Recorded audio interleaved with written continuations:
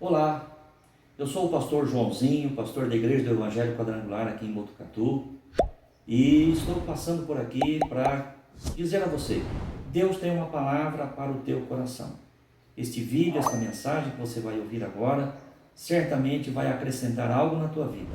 Espero que ela fale realmente com você, seja uma palavra transformadora que possa te levar mais perto de Deus. Que Deus te abençoe. Gostaria que você fechasse os teus olhos agora. Deus tem uma palavra para o meu e para o teu coração. Você crê nisso? Amém? Você quer ouvir Deus falar contigo? Então fecha os teus olhos, abra a tua boca e o teu coração e diga: Senhor, fale comigo. Senhor, abra a minha mente. Senhor, me faça entender a tua palavra. Vamos orar. Querido Deus e Pai, cantamos louvores, adoramos o teu nome, sentimos a tua doce presença neste lugar. Sentimos, ó Deus, o teu Espírito Santo na condução deste culto, em tudo aquilo que se fez até aqui, meu Pai, e precisamos que o Senhor permaneça conosco. Nós queremos ouvir a tua voz, queremos ouvir a tua palavra. Abra, Senhor, o nosso entendimento, abra o nosso coração, nos dê compreensão, ó Deus, acerca daquilo que vai ser tratado agora, ó Pai Santo, e não apenas compreendermos a tua vontade, mas sobretudo nos ajuda a viver aquilo que o Senhor tem para nós. Em nome de Jesus, amém. Os irmãos podem se assentar. Convido você que tem sua Bíblia para abri-la no livro do profeta Isaías, capítulo de número 38, nós vamos ler a partir do primeiro versículo, um texto bastante conhecido.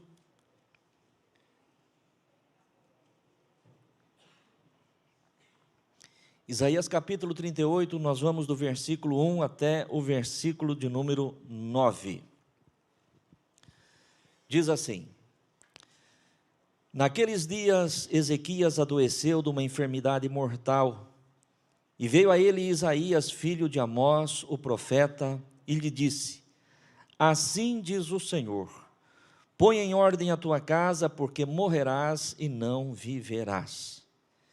Então virou Ezequias o seu rosto para a parede, orou ao Senhor e disse: Senhor, lembra-te, peço-te, de que andei diante de ti em verdade e com o coração perfeito, e fiz o que era reto aos teus olhos.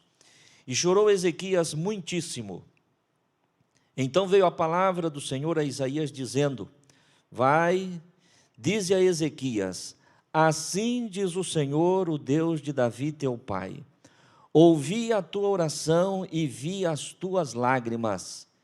Eis que acrescentarei aos teus dias 15 anos, e livrar-te-ei das mãos do rei da Assíria, a ti e a esta cidade. Eu defenderei esta cidade.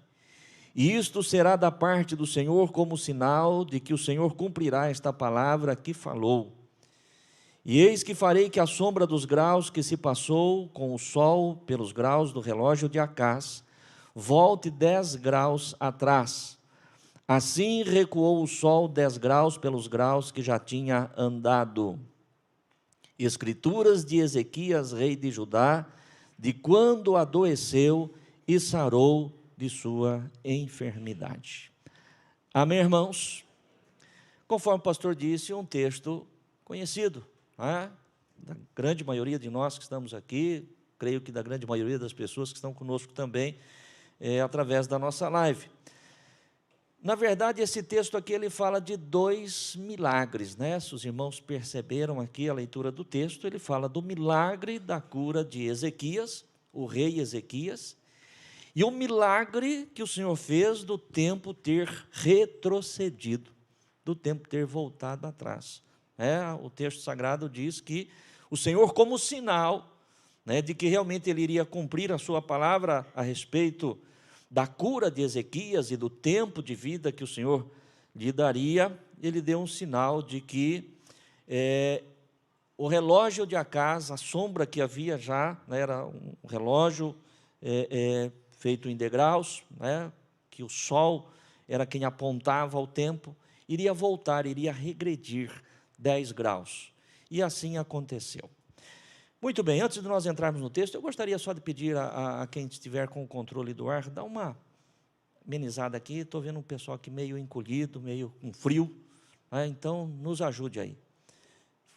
Faça com que o ar não chegue tão próximo aqui. Irmãos, antes de nós entrarmos no texto propriamente, na mensagem, naquilo que Deus tem para nós, né, e eu quero aqui me ater mais detidamente sobre o milagre da cura do rei Ezequias, mas antes disso, né, deixa eu passar algo que é muito importante para os irmãos, é muito importante para a igreja. Eu sei que nós estamos aqui nesta noite, né, embora estejamos num número pequeno de irmãos, mas a grande maioria, né, das pessoas que estão aqui conosco nesta noite são irmãos que já conhecem a palavra, que já caminham com o Senhor, né, que já estão na presença do Senhor. Talvez, né, um ou outro nos visitando, dando os seus primeiros passos, mas o que eu vou falar agora é importante para todos nós, inclusive para você também que está em casa. Todos os dias, queridos irmãos, praticamente todos os dias, né, nós somos instruídos pela palavra de Deus. Nós recebemos ensinamento, nós recebemos conhecimento, nós recebemos informação, através de uma mensagem, como agora, né, das mensagens que são pregadas aqui no púlpito, independente se seja o pastor ou quem quer que seja que esteja aqui, ou mesmo quando você lê a palavra de Deus, ou quando você assiste, né, uma mensagem através da televisão, ou da internet, não importa, nós estamos sempre sendo instruídos, estamos sempre aprendendo a respeito da palavra de Deus, e isso é muito importante. Amém, igreja? Conheçamos e prossigamos em conhecer ao Senhor, e conhecemos ao Senhor através da sua palavra. Mas uma das coisas, irmãos, que eu tenho batido constantemente, que eu tenho falado, e precisa que nós continuemos falando, é que não basta apenas nós conhecermos a palavra, né? Não basta apenas nós sabermos, sermos informados, sermos instruídos. Nós precisamos viver aquilo que nós já conhecemos. Amém, irmãos?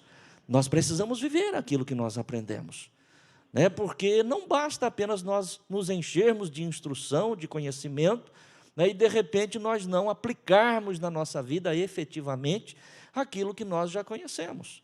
Por quê, irmãos? Porque qualquer pessoa, né, independente que seja, quem sabe, talvez para alguém, a primeira noite sua dentro desta igreja ou dentro de uma igreja evangélica, eu tenho no meu coração, né, que ninguém sai de casa num domingo à noite, ou ninguém sai de casa num domingo de manhã, para vir a um culto, se não tiver realmente no seu coração o propósito de servir a Deus. Amém, irmãos? Amém? Embora o ambiente da igreja seja um ambiente gostoso, né, o louvor é um louvor, né, que toca os nossos corações, a palavra fala conosco, mas isso aqui, irmãos, né, e pelo amor de Deus não se sinta ofendido, né, não estou falando isso para nenhum dos irmãos, apenas como instrução, né, aqui não é um lugar para lazer, né? Se nós buscarmos um lugar para lazer, com certeza tem lugares melhores do que aqui, no sentido de lazer. Amém, irmãos? A casa de Deus é um lugar onde nós nos reunimos para adorar a Deus, para louvar o Senhor, para bendizer o seu nome, para aprendermos da sua palavra, para aplicarmos isso na nossa vida quando nós saímos do portão para fora. Amém? Senão não faz sentido. Senão não faz sentido. Estar na igreja para cumprir um compromisso religioso, isto já não faz parte mais de nós. Até porque todos nós que estamos aqui, vivíamos já uma religiosidade. E nós deixamos esta religiosidade, porque ela não nos preencheu, porque ela não nos satisfez. Então não podemos hoje vir para a casa de Deus para vivermos novamente uma religiosidade. Trocar uma religiosidade por outra também não faz sentido. O que faz sentido é eu conhecer a palavra de Deus e aplicar isso na minha vida. Amém, irmãos? Até porque ser ignorante da palavra de Deus é terrível, não é? Isso não cabe a nós, não conhecermos a palavra. Mas conhecer a palavra e não viver a palavra é pior ainda. Conhecer a palavra e não viver a palavra é pior ainda.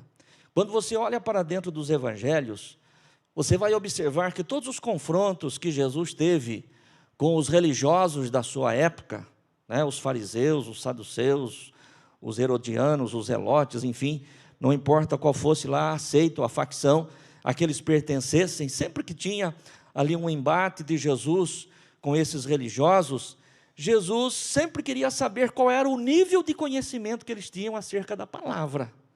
Como diz a lei? Como é que tu lês? E eles tinham que responder para Jesus o que é que eles conheciam, qual era o nível de conhecimento que eles tinham acerca da lei de Moisés, acerca da palavra, acerca das Escrituras. E Jesus lhes respondia à altura daquilo que eles conheciam. Amém, igreja?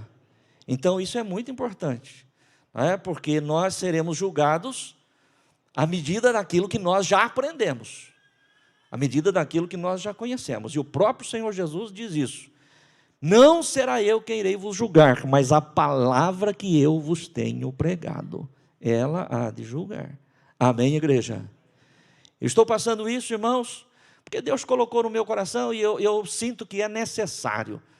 O povo de Deus, especialmente neste tempo em que nós estamos vivendo, o povo de Deus tem que estar alerta, o povo de Deus tem que estar apercebido. Nós falamos aqui do relógio de Acás, mas pensando no relógio da eternidade, nós estamos, eu acho que talvez não nos últimos minutos, mas quem sabe nos últimos segundos da história humana sobre a terra, e é tempo de nós nos despertarmos. Amém, irmãos? É tempo de nós nos despertarmos. Tudo aquilo que você conhece, ou tudo aquilo que você vier a conhecer da palavra de Deus, que tocar no teu coração, procure viver isso, irmãos. Procure aplicar isso na tua vida. Apliquemos nós nas nossas vidas aquilo que Deus, o Senhor, tem trazido de instrução, de conhecimento, de direção para cada um de nós. Muito bem, o texto lido nos fala a respeito de um rei de Judá chamado Ezequias. Ezequias, ele sucedeu ao trono seu pai, o rei Acás. Ezequias, ele reinou sobre Judá durante 29 anos. E, estudando a história do rei Ezequias, nós vamos ver que Ezequias foi, entre uns poucos reis que houve em Judá, uns poucos reis que houve em Judá, que realmente fizeram aquilo que era reto aos olhos do Senhor. Ezequias foi um destes poucos reis. Houve muitos reis, e muitos reis fizeram com que o povo se afastasse de Deus, com que o povo se desviasse de Deus. Alguns reis trouxeram a nação de volta a Deus, de volta à adoração, e um desses reis foi o rei Ezequias. O rei Ezequias, durante seu tempo, ele realizou uma grande reforma religiosa na nação, trazendo de fato o povo de volta a Deus, ao sacrifício que agradava a Deus, trouxe de volta a celebração da Páscoa, nos seus dias, e portanto, quando nós olhamos para a história de Ezequias, podemos verdadeiramente dizer que ele fez aquilo que era reto aos olhos de Deus, aquilo que agradava aos olhos do Senhor. Mas um dia, a palavra de Deus diz que Ezequias é acometido de uma enfermidade mortal. É assim que o texto fala. E o Senhor usa o profeta Isaías para ir até o palácio de Ezequias e dar-lhe uma palavra. E normalmente, irmãos, todos nós, quando temos oportunidade de ouvirmos uma palavra, quando temos oportunidade de estarmos diante de um profeta, e especialmente quando nós estamos passando por algum problema, por alguma dificuldade, o que é que nós esperamos receber da parte deste profeta? O que é que nós esperamos receber da parte deste homem de Deus, desta mulher de Deus?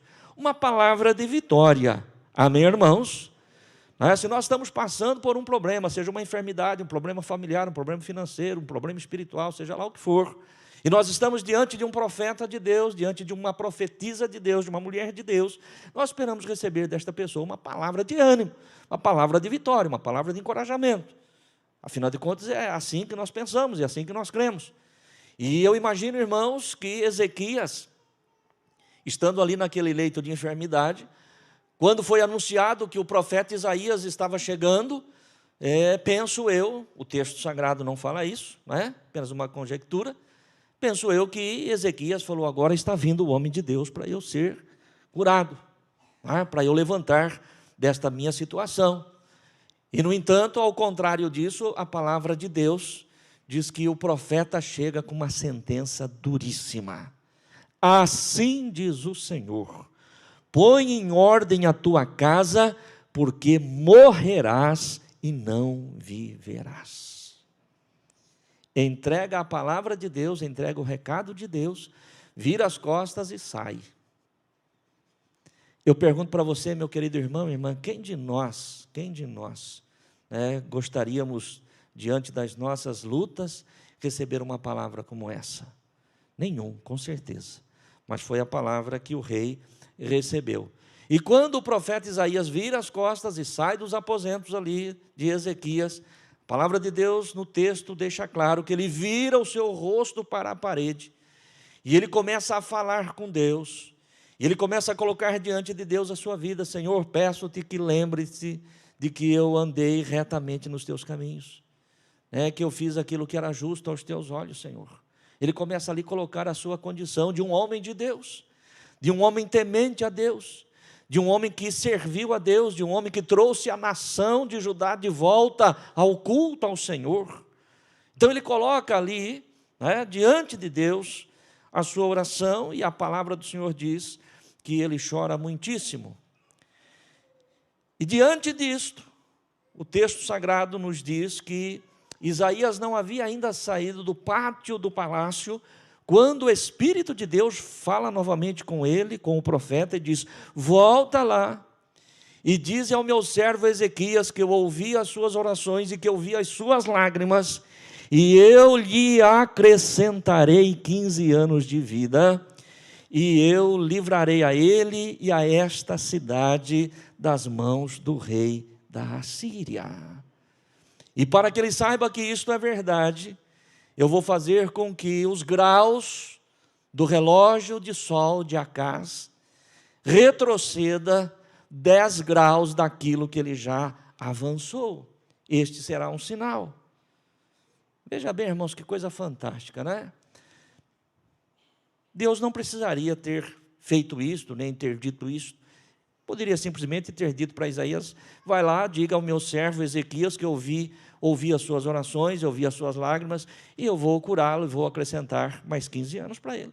Mas o Senhor faz algo extraordinário ali, para deixar como sinal, de que realmente o Senhor iria honrar, iria provar aquilo que ele estava prometendo. E então o relógio de Acaz, a sombra que já havia avançado, retrocede 10 graus. Segundo alguns estudiosos, esses 10 graus que retrocedeu no relógio de Acaz é alguma coisa em torno de 40 minutos. E aqui tem algo importante também, mas não é o foco da nossa mensagem, não é? Deus completando aquilo que já tinha acontecido lá nos dias de Josué, quando o sol parou, quando a lua parou, mas quem sabe talvez esse seja assunto para uma outra mensagem, não é? Mas aqui para mostrar o quanto Deus é poderoso, o quanto Deus ele é maravilhoso. E a palavra do Senhor então, vai nos dizer, continuando a leitura do texto, que nós não fizemos, mas você vai encontrar que Deus realmente curou Ezequias, e que Ezequias viveu todos esses anos que o Senhor havia lhe prometido. Esse é o texto que nós acabamos de ler. E hoje pela manhã, quando eu li esse texto, o Senhor me trouxe ao coração esse texto, me veio ao coração como é fantástico o poder da oração. Amém, irmãos? Mas preste atenção. Preste atenção. Eu li esse texto da forma como está aqui, da forma como nós já comentamos, e me veio ao coração, como é poderoso a oração de um homem de Deus, de uma mulher de Deus.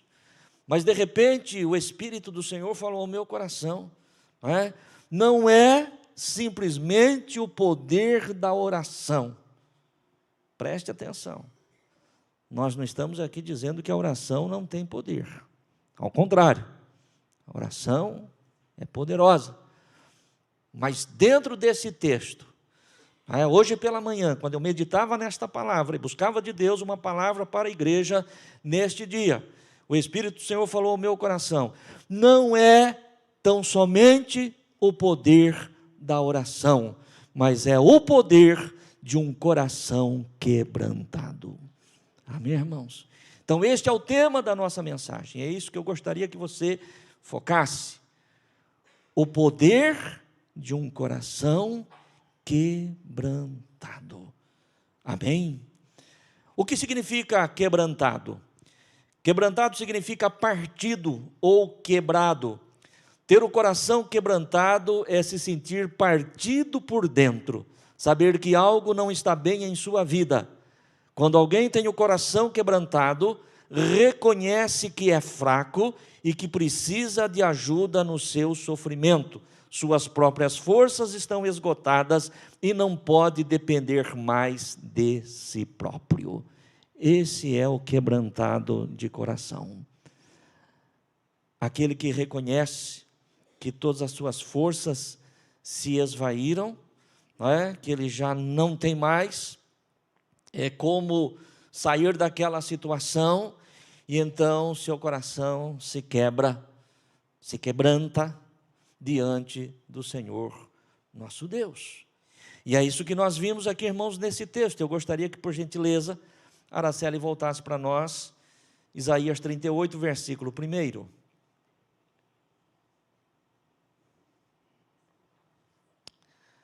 Veja bem, a sentença que Ezequias recebe vem do próprio Deus. Amém, irmãos? Diz aí o texto. Naqueles dias, Ezequias adoeceu de uma enfermidade mortal e veio a ele Isaías, filho de Amós, o profeta, e lhe disse: assim diz o Senhor, põe em ordem a tua casa, porque morrerás e não viverás. Pode tirar. Veja bem que esta sentença que Ezequias recebeu veio da parte do próprio Deus. Observe que a sentença de morte vem do próprio Deus, ou seja, não tinha mais a quem ele apelar. Porque quando a sentença vem da sua própria mente, você ainda tem a quem buscar. Quando a sentença vem do homem, você ainda tem a quem buscar. Quando a sentença vem do próprio diabo, você tem a quem buscar. Mas e quando a sentença vem do próprio Deus? Para quem você vai recorrer? Veja bem, irmãos, nós sabemos, infelizmente, nós estamos vivendo neste tempo, em que muitas pessoas têm recebido sentenças terríveis da sua própria mente. Por uma questão emocional, por uma questão psicológica. Ainda ontem nós tivemos um culto maravilhoso aqui, que foi o Congresso Regional dos Homens. Pastor Janderson trouxe aqui o seu testemunho de um período da sua vida, em que ele foi atacado terrivelmente na sua mente, por uma forte depressão. Questões emocionais, questões psicológicas, pode muitas vezes trazer sobre nós uma sentença terrível, mas quando isso acontece, irmãos, nós temos a quem recorrer. Você busca a Deus, ou você busca um profissional da área da saúde, um psicólogo, um psiquiatra, você tem a quem recorrer. Amém? Amém, irmãos? Se a sentença vem do homem, foi um diagnóstico, comprovando que ali realmente não tem solução. Ainda hoje pela manhã, os nossos irmãos Osiel e Ana Paula fizeram o louvor do culto da manhã, e na ministração Ana Paula deu testemunho de quando eles estavam ali na Unesp com o seu filho Pedro, um menino de 12 anos na época, que sofreu um AVC, e os médicos chegaram e disseram: seu filho tem 1 hora de vida, nós vamos aqui abrir o crânio dele e ver o que é possível fazer. Mas a sentença já estava dada, era 1 hora de vida. Só que quando o homem dá a sentença, você ainda tem a quem buscar. Você pode recorrer a Deus. Se o diabo vier com uma sentença contra a tua vida, contra a tua casa, contra a tua família, contra os teus negócios, contra a tua vida, você ainda tem a quem buscar. Você busca a Deus. Amém, irmãos? Porque o maligno não é maior que Deus. Mas eu pergunto para você, num caso deste aqui, quando a sentença vem do próprio Deus, Não foi o diabo que mandou Isaías lá no palácio de Ezequias, foi o Senhor. Vai lá e diga ao meu servo para que ponha em ordem a sua casa, porque ele vai morrer, ele não vai viver. Quando a sentença vem do próprio Deus, como é que você faz? Você faz exatamente da forma como fez o rei Ezequias. Vamos ver o versículo de número 2, aliás, de número 3. O que diz aqui? Vamos ver. Quando Ezequias recebe a sentença através do profeta, o profeta vira as costas e vai embora. O texto sagrado diz que Ezequias vira o rosto para a parede e diz: Ah, Senhor, lembra-te, peço-te, de que andei diante de ti em verdade e com o coração perfeito, e fiz o que era reto aos teus olhos. Aqui nós vemos a oração de Ezequias. Amém, irmãos? Ezequias está orando. Ah, Senhor, lembra-te, peço-te, de que andei diante de ti em verdade, com o coração perfeito, e fiz o que era reto aos teus olhos. Aqui está a oração de Ezequias. Mas, na linha seguinte, está o quebrantamento do coração de Ezequias. E chorou Ezequias muitíssimo. Amém, irmãos? Ezequias não apenas orou, Ezequias, ele quebrantou o seu coração. E é aqui que o Espírito Santo do Senhor falou ao meu coração: o poder de um coração quebrantado. E me veio ao coração, eu quero ler para você. Neste versículo de número 3, não temos apenas a oração de Ezequias, mas o quebrantamento do seu coração. Quando li este texto, me veio à mente o poder da oração, mas o Espírito falou ao meu coração sobre o poder do quebrantamento. Por que é importante o quebrantamento, irmãos? Porque muitos oram diante de um problema, diante de uma situação, enfim, diante de uma circunstância. Mas, infelizmente, muitos oram como o fariseu. Os irmãos se lembram da oração do fariseu lá no templo? Aquela oração arrogante, prepotente. Senhor, eu te dou graças, porque eu jejuo 2 vezes por semana. Eu te dou graças porque eu dou o meu dízimo. Eu te dou graças porque eu obedeço a tua lei. Não sou como este publicano, pecador que está aí. O fariseu fez uma oração, sim ou não? Fez uma oração. Agora, esta oração moveu o coração de Deus em favor dele? Sim ou não? Não. Por quê, irmãos? Porque foi uma oração arrogante, prepotente, de um coração orgulhoso. Então preste atenção, não é apenas o poder da oração, é o poder da oração com quebrantamento de coração. Com quebrantamento de coração. Oração prepotente, arrogante, de quem acha que Ezequias não disse: Senhor, como é que é isto? Tenho andado retamente nos teus caminhos, trouxe o teu povo de volta ao culto a ti, restabeleci novamente a prática da Páscoa. Como é que é isso, Senhor? O Senhor vai me deixar agora morrer? Foi assim que Ezequias orou? Não, Senhor, lembra de mim. Eu fiz o que era justo, fiz o que era reto, andei nos teus caminhos. E aí ele quebranta o seu coração. O grande problema, irmãos, o grande problema é que às vezes, conforme nós ouvimos, alguns desses dias, eu não sei se foi ontem, hoje, mas nós ouvimos que, vivendo nós a prática da palavra de Deus, da forma como nós vamos aprendendo e ao longo das nossas vidas, de repente chega num momento da nossa caminhada cristã que parece que as coisas vão tudo no automático. Ora, mas simplesmente verbaliza palavras sem nenhum sentimento. Infelizmente, eu penso, irmãos, o que tem faltado neste tempo, para muitos de nós, são lágrimas nos nossos olhos. As pessoas têm orado muito com os olhos enxutos, achando que Deus tem que fazer, porque isso, porque aquilo, porque aquele outro. E a igreja do Senhor está reunida nesta noite, né? Quer seja de forma presencial, ou mesmo você que está em casa, porque Deus quer continuar fazendo, Deus quer continuar operando, Deus quer continuar curando, Deus quer continuar libertando.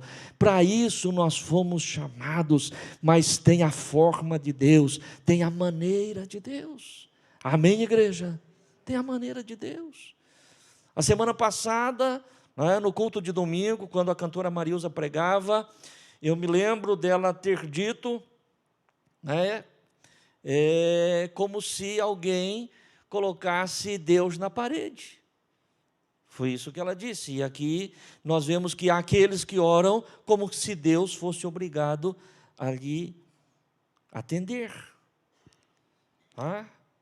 Não, porque eu coloquei Deus na parede. Irmãos, misericórdia.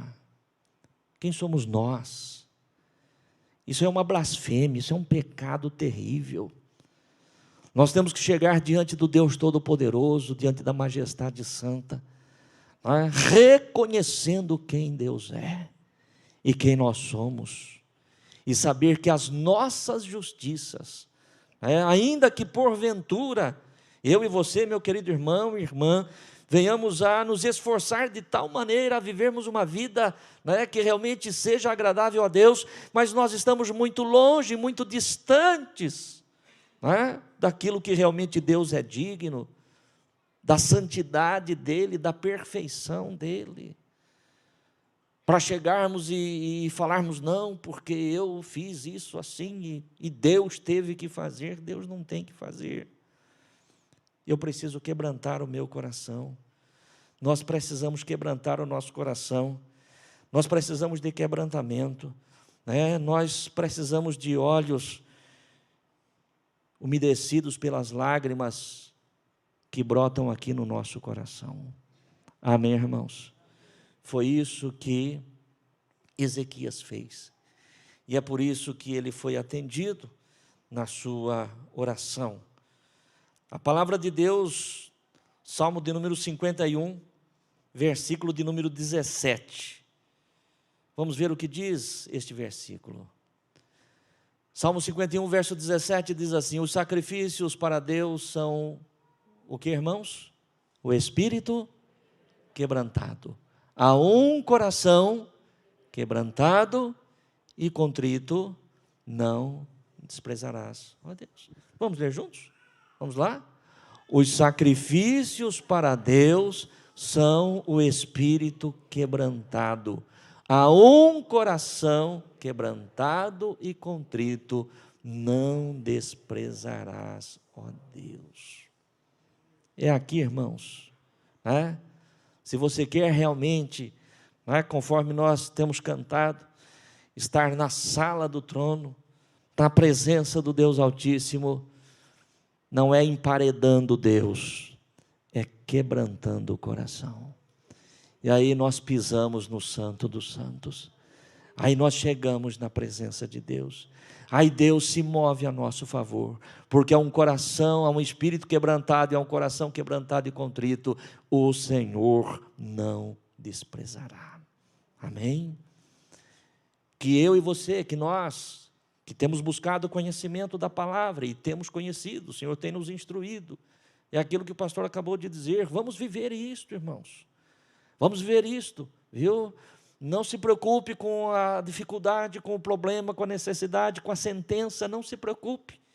Não se preocupe se a sentença brotou dentro da sua mente, ou se foi trazida para você através de uma pessoa, através da ciência, através da medicina, ou qualquer outra coisa.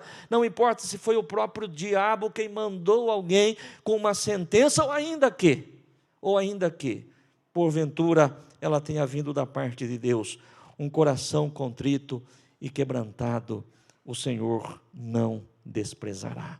Aí a nossa oração tem poder. Não é o poder da oração simplesmente, porque orar, muitos oram, mas é preciso orar e ter um coração quebrantado. Amém? Aí já dissemos, né, o Senhor deu um sinal para Ezequias, que foi os graus do relógio que o seu pai, Acás, o rei Acás, 20 anos antes, né, tinha feito em Jerusalém. O Senhor faz o sinal e o Senhor lhe mostra que realmente aquilo iria acontecer. Como de fato aconteceu. Mas eu quero concluir esta mensagem, quero concluir esta palavra, lendo com você o Salmo de número 34, nós vamos ler 3 versículos. Salmo 34, versículo 17, 18 e 19. Vamos ler juntos, irmãos, este salmo, esses 3 versículos, 34, 17.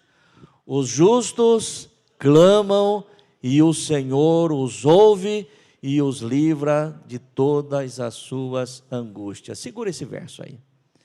Os justos clamam e o Senhor os ouve e os livra de todas as suas angústias. É interessante, né, irmãos? Quando você lê esse versículo, e muitos, né, não me refiro a ninguém particularmente, mas é preciso que nós aprendamos isso. Muitos têm o hábito de ler versículos isolados da palavra de Deus, né? E tomam um versículo isolado e faz daquele versículo, né, aquilo que ele entendeu, que ele acha que deve ser. E se nós olharmos para este versículo, nós vamos ver que, quando nós oramos, né, se o justo ora, o Senhor o ouve e o livra de todas as suas angústias. Então nós temos que orar, é só orar. Vamos ver o que fala o verso 18. Vamos ler juntos? Perto está o Senhor dos que têm o coração quebrantado e salva os contritos de espírito. Amém, irmãos? Segura esse verso aí. Então eu pergunto para você, é só orar? Não. O Senhor está perto daquele que tem um coração quebrantado. Não pode pegar um versículo isolado da palavra de Deus, você tem que ler o texto, o contexto, e entender de que forma, não é só o clamor. O versículo anterior vai dizer que o justo clama e o Senhor os livra das suas angústias. Mas de que forma? Quando você está perto do Senhor. E quando você está perto do Senhor? Quando você tem um coração quebrantado, né, e um espírito contrito. E o verso 19, para encerrar, vai dizer: muitas são as aflições do justo, mas o Senhor o livra de todas. Todas. Amém, igreja? Muitas são as aflições do justo. Ezequias estava vivendo um momento de aflição ou não? E a aflição dobrou. Se ele estava vivendo uma aflição por conta da enfermidade, você imagina a hora que ele recebeu a sentença. Então a aflição de Ezequias dobrou. Ele já estava vivendo uma aflição da sua doença. E aí, não bastasse isso, vem o profeta de Deus e aumenta a sua aflição. Por isso que o texto diz que muitas são as aflições do justo, mas o Senhor o livra de algumas. É isso? Não é de algumas. O Senhor o livra de todas. Coloque-se de pé no teu lugar. Se porventura tiver alguém entre nós, aqui presente, ou mesmo através da nossa live, que esteja passando por alguma aflição, não importa ela qual seja, né? Eu penso, irmãos, que qualquer aflição que qualquer um de nós estivermos passando, se comparada à aflição do rei Ezequias, não é nada. Amém? Né? Podemos pensar isso.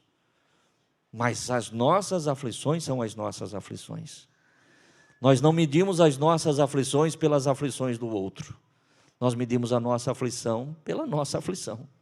Então, a tua aflição, ou a minha aflição, por menor que seja, ela é uma aflição para você.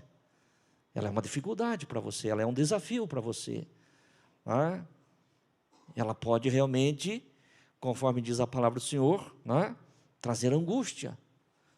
O Senhor nos livra das nossas angústias, diz o texto. E aqui o Senhor está dizendo, mais uma vez, que Ele nos livra de todas as aflições. Então, se existe alguma área da tua vida que você está passando por alguma aflição, que você possa pedir a Deus agora, falar: Senhor, eu sei quem Tu és, eu sei que Tu és o Deus Todo-Poderoso, eu sei que é aquele que tem poder. Não há, Senhor, impossibilidades para Ti. A Tua palavra me afirma que, operando o Senhor, ninguém me impedirá. Tenho procurado andar nos Teus caminhos, Senhor. Tenho procurado fazer o que é reto aos Teus olhos.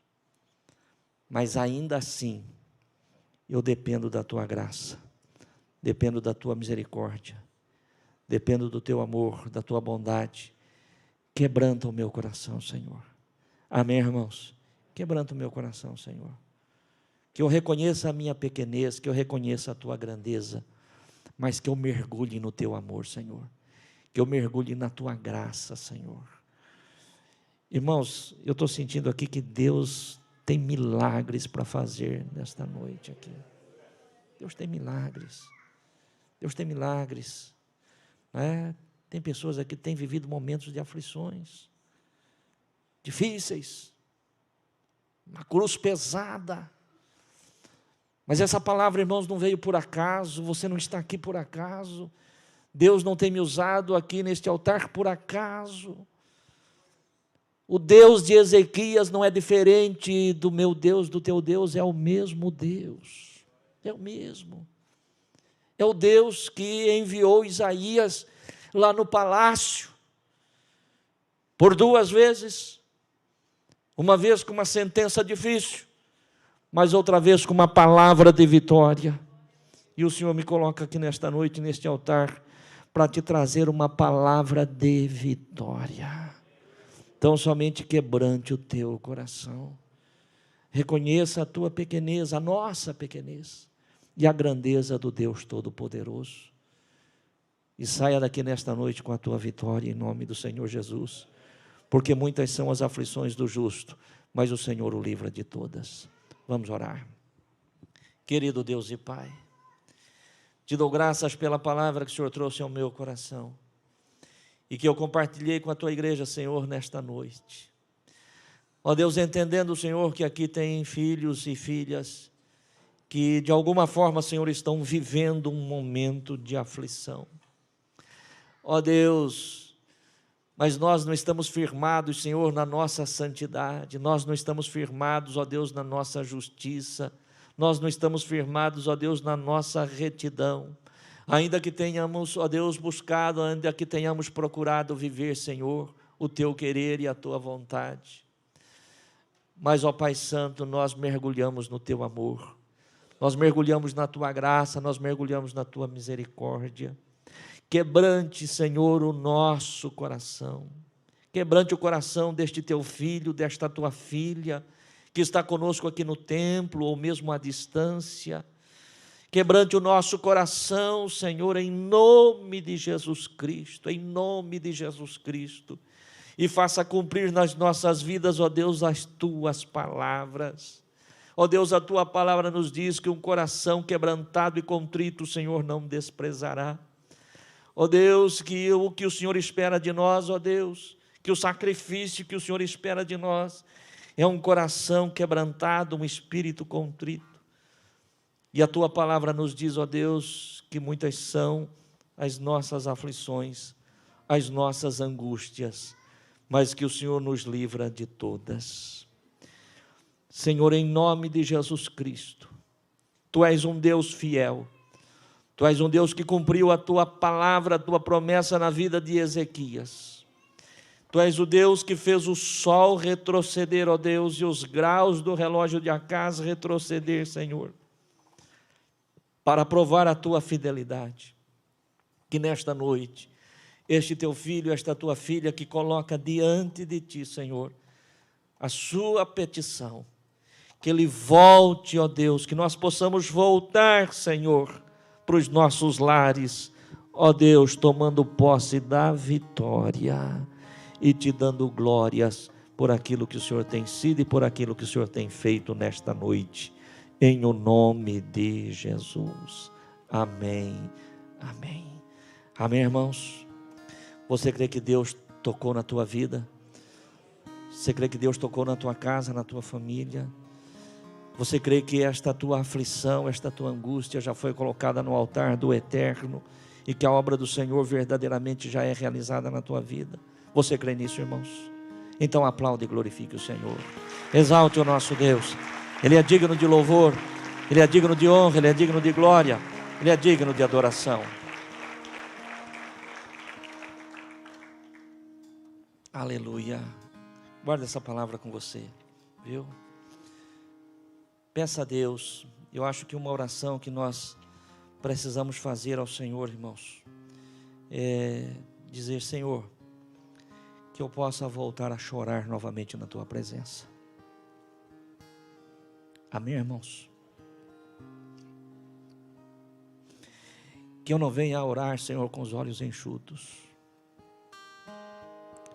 porque eu tenho certeza, irmãos, tenho certeza absoluta do que eu vou dizer agora. Tenho convicção absoluta do que eu vou dizer agora. As nossas lágrimas falam muito mais do que as nossas palavras. Amém? As nossas lágrimas falam muito mais do que as nossas palavras. Aliás, o próprio Senhor Jesus Cristo ensinou, dizendo: não é por muito falar que seremos ouvidos. Não é por muito falar. Ah, pastor, mas então como é que faz? Eu não devo orar? Não, deve orar sim. Deve orar sim. Deve orar sim. Mas peça ao Senhor, fala: Senhor, que eu não venha a levantar do meu momento de oração com os olhos enxutos. E grandes coisas Deus vai fazer. E Ele já tem feito. Amém?